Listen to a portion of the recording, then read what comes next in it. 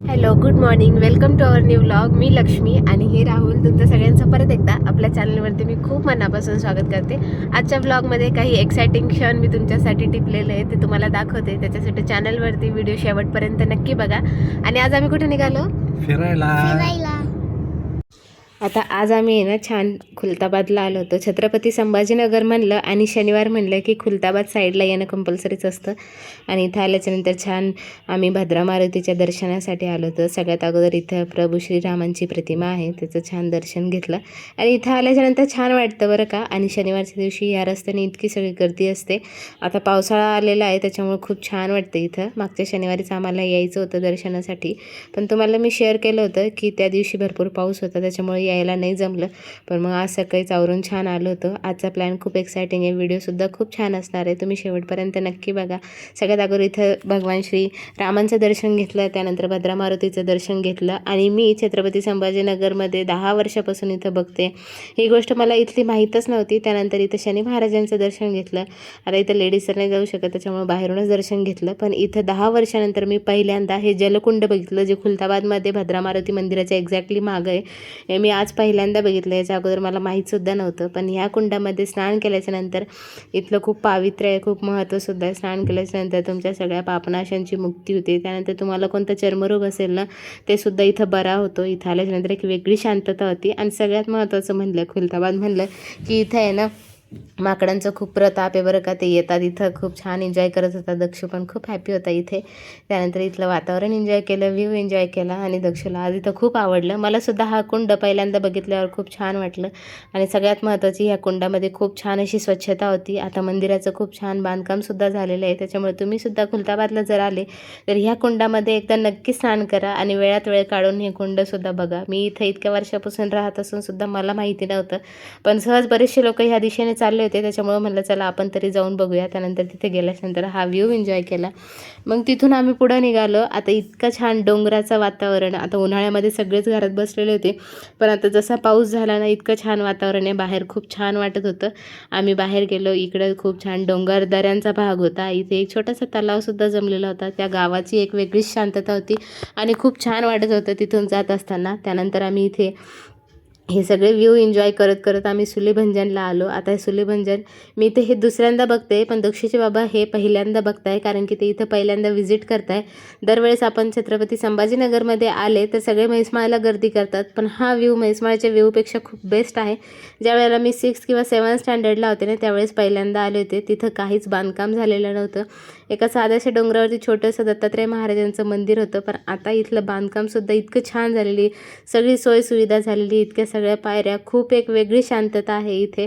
आणि गर्दी म्हणलं तर इथं बिलकुल गर्दी नाही आहे. आणि त्याच्यामुळं इथलं वातावरण खूप शांत आहे. सगळ्यात अगोदर इथं औदुंबराचं दर्शन घेतलं. त्यानंतर आम्ही मंदिरामध्ये गेलो. इथं दक्षूचे बाबा म्हणताय की तू तरी इथं दुसऱ्यांदा आली, पण मी तर इथं पहिल्यांदा आलो, तुला माहिती आहे का.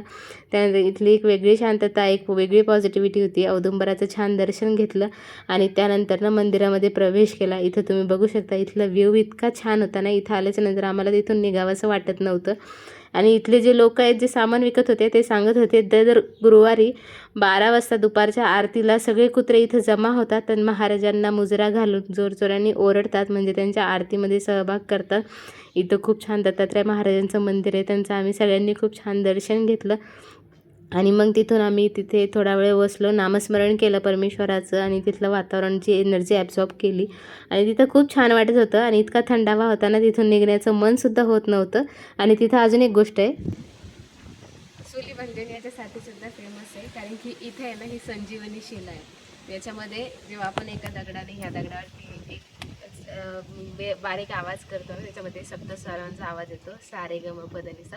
तर मी जवळ आहे, मी तुम्हाला दाखवते.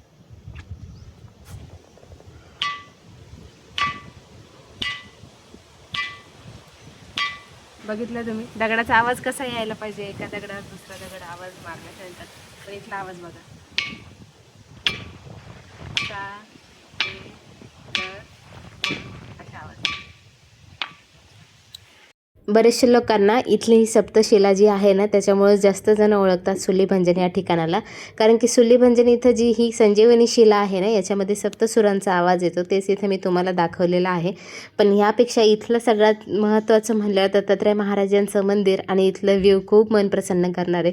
तुम्ही इथं बघू शकता ही जुनी दत्तात्रय महाराजांची मूर्ती आहे आणि तिथंसुद्धा जनावरांसाठी पाणी आणि थोडंसं खाऊ ठेवलेलं आहे.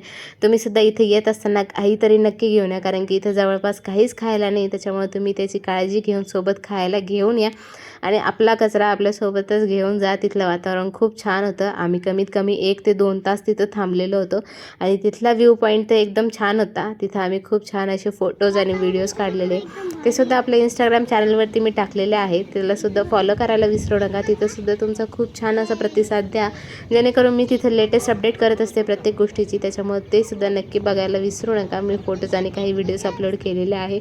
त्यानंतर दरवेळेसप्रमाणे आम्ही सोबतच घरून काहीतरी खायला घेऊन गेलो होतो. खुलताबादमधून छोटं मोठं स्नॅक घेऊन गेलो होतो. आता इथं दक्षिचे बाबा म्हणत होते की आपण कुठेही गेलं की भेळ करून खातो, पण काय करणार, ऑप्शन नसतं. सकाळी निघलो होतो त्याच्यामुळे स्वयंपाक केला नव्हता. सोबत जे साहित्य घरात होतं ते सगळं घेतलं आणि झटपट होणारी अशी भेळच करून आम्ही खाल्ली. तिथं आम्हाला सगळ्यांना खूप आवडते आणि त्यानंतर तिथं बसायची सुद्धा खूप छान व्यवस्था आहे. तिथूनच थोडंसं अगोदर पुढे गेलं ना तिथं 2 कुंड आहेत. आता ह्या कुंडाची खूप छान माहिती आम्हाला तिथं माहिती झाली. तिथले एक दादा होते, ते सांगत होते की इथे जे 2 कुंड आहेत ना तर हे सूर्यकुंड आणि चंद्रकुंड आहेत. जो मी तुम्हाला व्हिडिओमध्ये दाखवते, उजव्या हाताला जो आहे तो चंद्रकुंड आहे आणि डाव्या हाताला जो आहे ना तो सूर्यकुंड आहे. चंद्रकुंड आणि सूर्यकुंडामध्ये इथं भगवान चंद्र आणि भगवान सूर्य जे होते ते स्वतः आंघोळ करायला येत होते आणि त्यांच्या ह्या प्रतापामुळे तिथं 2 कुंड तयार झाले आणि म्हणून त्या कुंडांना एक सूर्यकुंड आणि चंद्रकुंड असं नाव देण्यात आलं. जर तुम्ही इथं आले तर एकदा नक्की आंघोळ करून मगच दर्शनाला जा. त्याच्यामुळं खूप छान असं अनन्यसाधारण पुण्य मिळतं, मनाला शांती मिळते.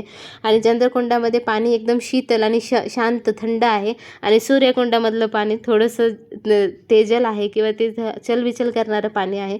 तुम्ही तिथे गेल्याच्यानंतर तिथली वास्तविकता स्वतः तुम्ही अनुभवू शकता. तिथलं वातावरण पण खूप छान आहे. पाण्यामध्ये सुद्धा खूप छान अशी स्वच्छता आहे. तुम्ही सुद्धा गेल्याच्यानंतर त्या गोष्टी लक्षात ठेवा.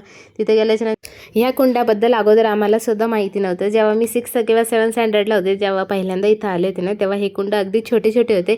पण आता इथलं बांधकाम झालं असल्या कारणामुळे ना एकदम छान वाटतंय तिथं आणि त्यांनी कुंडांचं पण बांधकाम खूप छान केलेलं आहे. अगदी सोयीसुविधा झालेल्या आहे. त्याच्यामुळे तुम्ही सुद्धा इथं आल्यानंतर ह्या कुंडांचं दर्शन घेण्यासाठी किंवा स्नान करण्यासाठी विसरू नका. त्यानंतर तिथंच त्या कुंडांच्या लगतच ना भगवान श्री महादेवांचं खूप छान मंदिर आहे. अगदी प्राचीन मंदिर आहे. त्यांचं बांधकाम खूप जुनं आहे.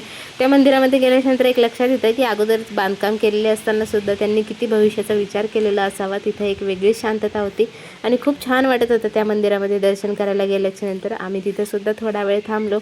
तिथलं झाडांचा किळबिळाट, चिमण्याची चिवचिव हे सगळं ऐकून खूप छान वाटत होतं आणि तिथून निघण्याचं मनसुद्धा होत नव्हतं.